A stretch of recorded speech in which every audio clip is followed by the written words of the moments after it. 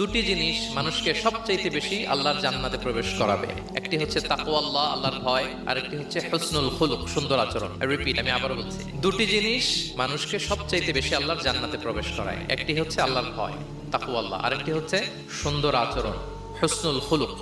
এখানে বলা হয়নি যে নামাজ মানুষকে বেশি জান্নাতে প্রবেশ করাবে, রোজা প্রবেশ করাবে, যাকাত করাবে, হজ করাবে, এমন কিছু বলা হয়েছে না। বরং সুন্দর আচরণ মানুষকে বেশি জান্নাতে প্রবেশ করায়। আমরা অনেক সময় ইসলামের এই এসেন্সটা ধরতে পারি না। দেখবেন যে খুব নামাজি কিন্তু খিটখিটে মেজাজের লোক, খুব নামাজি স্ত্রীর সাথে খারাপ আচরণ করে, খুব আল্লাহওয়ালা প্রতিবেশীর সাথে ঝগড়া ঝাঁটি, খুব নামাজি মানুষ কলিগের সাথে সম্পর্ক ভালো নাই। এরকম লোক আমাদের সমাজে আছে না নাই বলেন? তার মানে ইসলামের যে ট্রু এসেন্স এটা ধরতে পারে নাই।